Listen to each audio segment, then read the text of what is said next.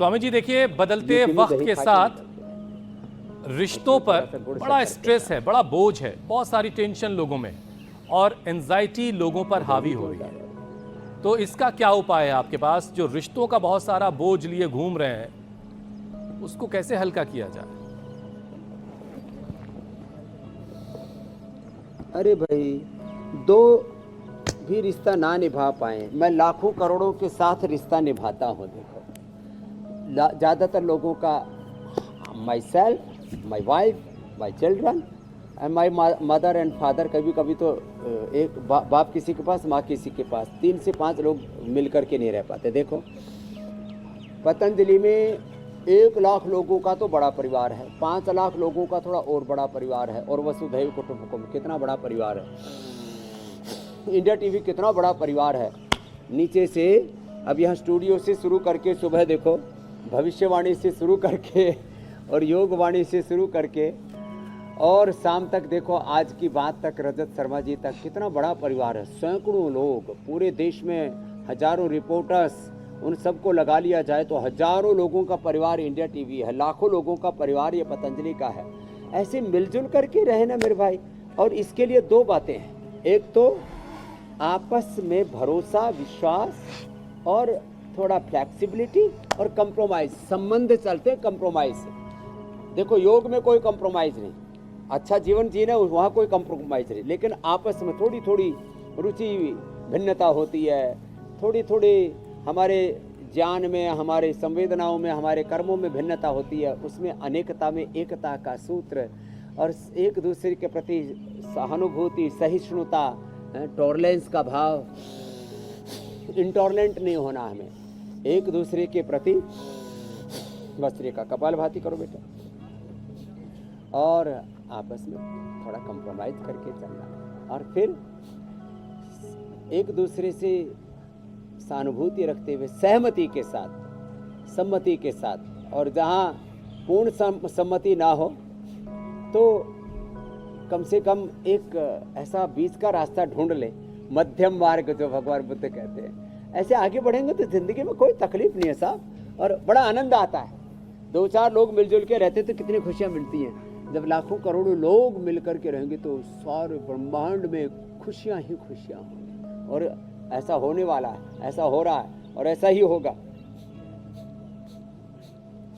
अनुलोम विलोम करो।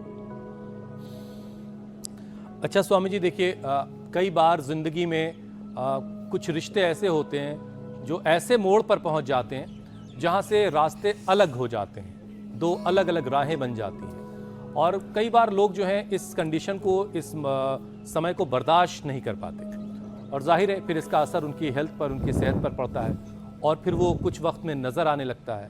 कई बार वो अपना वज़न बढ़ाने लगते हैं तो कई बार घटा लेते हैं, सूख जाते हैं। कई बार आंखों में सूजन, सीने में दर्द, डाइजेशन में गड़बड़ी, मसल्स की प्रॉब्लम, बहुत सारी इस तरह की परेशानियां उभर के आती हैं। तो ऐसे लोग जो रिश्तों की टूट की वजह से परेशान हुए, वो कैसे खुद को संभालें? ये आपने बहुत बड़ी बात कही है। सबसे बड़ा दुख, वैसे तो अर्थराइटिस में भी दुख होता है, बीपी शुगर बढ़ने में, मोटापा बढ़ने में, कैंसर आदि रोग बढ़ने में, लिवर किडनी की प्रॉब्लम बढ़ने में दुख होता है। लेकिन लॉनलीनेस, अकेलापन, सूनापन, खालीपन, ये आदमी को खा जाता है। तो खालीपन आदमी को खा न जाए, इसलिए एक तो गुरु को, भगवान को, और सारे ब्रह्मांड की दैवी शक्तियों को, उनको अलग अलग शास्त्रों में अलग अलग शब्दों से कहा है।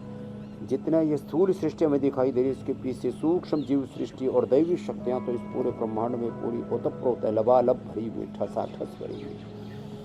फिर भी किसी कारण से कोई रिश्तों में तनाव आ गया हो तो उससे आपकी ज़िंदगी में उथल पुथल नहीं होनी चाहिए। फिर योग करो, हमारे साथ इंडिया टीवी पर जुड़ जाओ। शीर्षासन, सर्वांगासन, सूर्य नमस्कार, जो जितना योग कर सकते हैं, नहीं तो भस्त्रिका, कपालभाति करो, आप मंडूकासन करो, मैं योग मुद्रासन करता हूँ। योग करना शुरू कर दें, और फिर जो अपने सामने काम है उसको कहते हैं कर्म योग। जैसे हमारे बाईं तरफ कर्म योगी जी भी कर रहे हैं। योग करें, कर्म योग करें, योगी बने, कर्म योगी बने, उपयोगी बने। कुछ ऐसा करें जिससे कि आपको और दूसरों को सबको भी खुशियाँ मिलती हों।